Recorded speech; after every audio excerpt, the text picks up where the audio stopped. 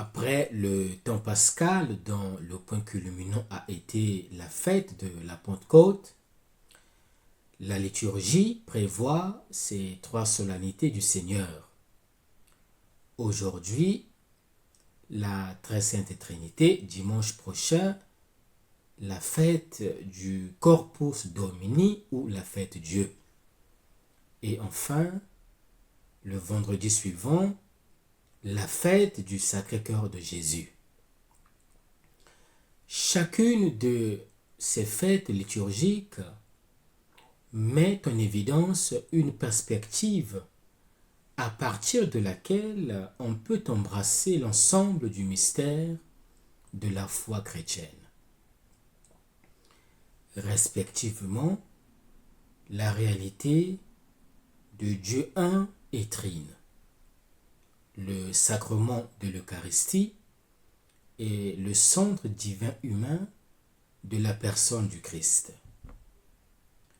Ce sont en vérité des aspects de l'unique mystère du salut qui, d'une certaine manière, résume tout l'itinéraire de la révélation de Jésus, de l'incarnation à la mort et à la résurrection, jusqu'à l'ascension et au don de l'Esprit Saint. Aujourd'hui, nous contemplons la Sainte Trinité, telle que nous la professons dans le symbole de Nicée-Constantinople. Je crois en un seul Dieu, le Père Tout-Puissant. Je crois en un seul Seigneur, Jésus-Christ. Je crois en l'Esprit Saint qui est Seigneur et qui donne la vie. Ces paroles du symbole de Nicée-Constantinople expriment clairement le mystère de la Très Sainte Trinité, le Père, le Fils et le Saint-Esprit. Dieu s'est révélé. Dieu s'est fait connaître dans son unicité en tant que Dieu et dans la Trinité des personnes. La Bible est le grand livre qui contient cette révélation directe de Dieu faite aux hommes et exprimée en langage humain. La liturgie de la parole nous présente un triptyque de moments forts de la révélation divine. La première lecture nous fait connaître avant tout que Yahvé est le vrai Dieu et qu'il n'y en a pas d'autre. En méditant sur la libération d'Égypte et sur l'alliance du Sinaï, le peuple juif est vivement invité à prendre conscience de cette grande vérité. Seul Dieu est et existe. En revanche, les dieux n'existent pas. Dieu est celui qui nous sauve. Si Dieu est celui qui nous sauve, cela veut dire que nous ne devons pas l'échanger contre des idoles. Malheureusement, nous nous sommes fabriqués des idoles auxquelles nous vouons un culte. Ces idoles peuvent être la mode, la drogue, le sexe, l'argent, l'alcool, le pouvoir. Ces choses prennent souvent la première place dans notre vie. Nous les adorons et nous ne voulons pas nous en débarrasser. Dieu s'est révélé à l'homme. En se révélant à l'homme, il attend de ce dernier une réponse d'amour, afin que l'homme puisse vivre et grandir dans sa dignité. Ce passage du Deutéronome avec beaucoup d'autres de l'Ancien Testament marque une étape importante dans le cheminement de Dieu vers l'homme. Mais nous devons attendre le Nouveau Testament pour découvrir la révélation complète et finale du mystère intime de Dieu. Dans la vie et l'œuvre de Jésus-Christ, Dieu se révèle à la fois Père, Fils et Saint-Esprit. Telle est la grande vérité que nous révèle la deuxième lecture et la finale de l'évangile de Matthieu.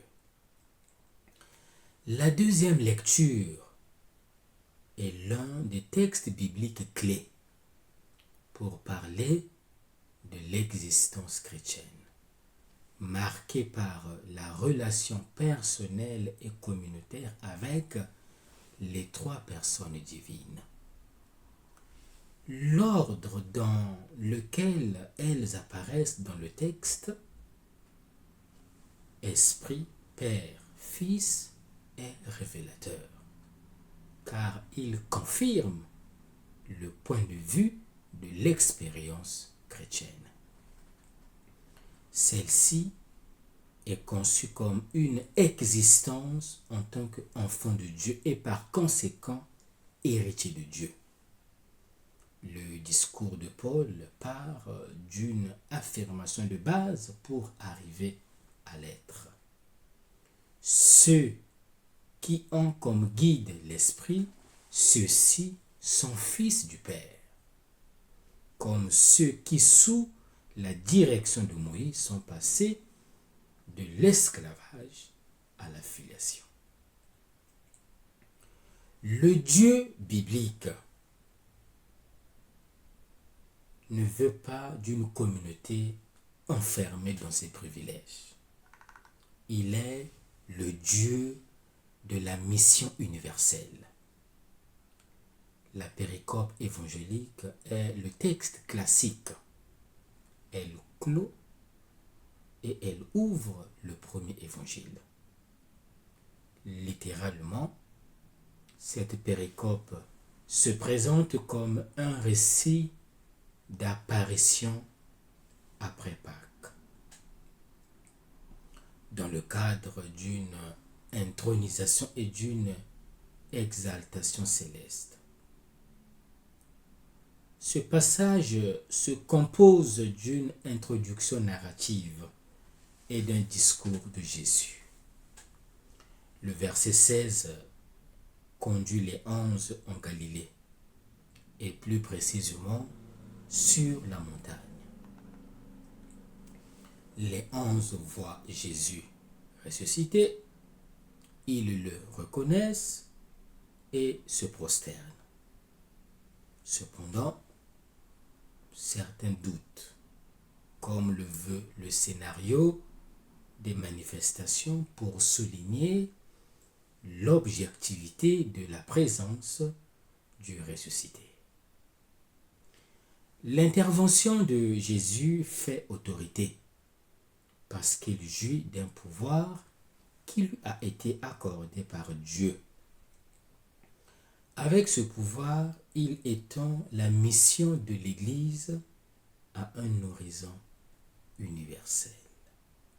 Il s'agit de baptiser et d'enseigner tous les hommes. Du grec baptizo signifie immerger, plonger. La tâche confiée par le ressuscité au 11 ne consiste pas en l'accomplissement d'un rite liturgique, mais en une plongée.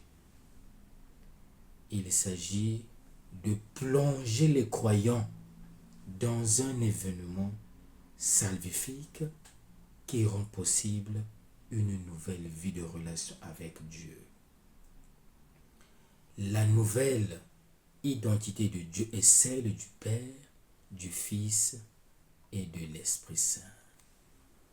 Jésus accorde à ses disciples sa propre capacité, celle de baptiser, c'est-à-dire d'immerger dans le nom.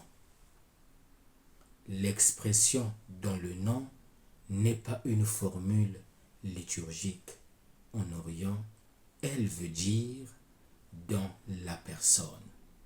Ici, baptiser au nom signifie faites expérimenter avec votre amour la présence du Père.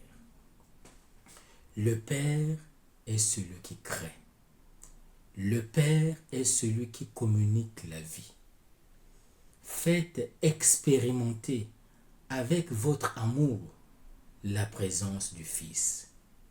Le Fils est la réalisation de ce projet de vie que Dieu a pour chaque créature. Et Jésus l'a réalisé pour la première fois. Faites expérimenter avec votre amour la présence de l'Esprit Saint. L'Esprit, c'est l'amour qui est communiqué. La deuxième composante de la mission est d'enseigner à observer tout ce que Jésus a ordonné. Dans ces paroles de Jésus qui définissent le statut des disciples, l'enseignement du Jésus historique est condensé.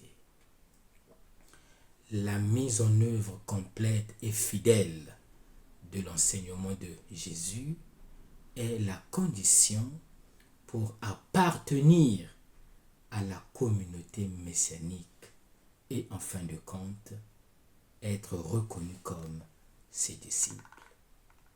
Par conséquent, ceux qui sont chargés de la mission maintiennent leur identité de disciples contre toute forme de paternalisme qui pourrait détruire les relations au sein de la communauté. Quel est l'enseignement à retenir? La Sainte Trinité est un mystère, non pas dans le sens d'une énigme, c'est-à-dire quelque chose d'obscur, une insulte à la raison. Non. Mystérion vient d'un verbe grec qui signifie fermer la bouche. Dans la littérature chrétienne, le mystère correspond au secret divin concernant le dessein éternel du salut. Ce qui est souligné, ce n'est pas l'aspect impénétrable à la raison, mais l'aspect de révélation. Dans une perspective existentielle et relationnelle, le mystère trinitaire nous révèle le mystère de Dieu ad intra, c'est-à-dire le mystère de Dieu en lui-même qui dépasse les limites de la raison humaine. Chaque personne divine se révèle en révélant les deux autres.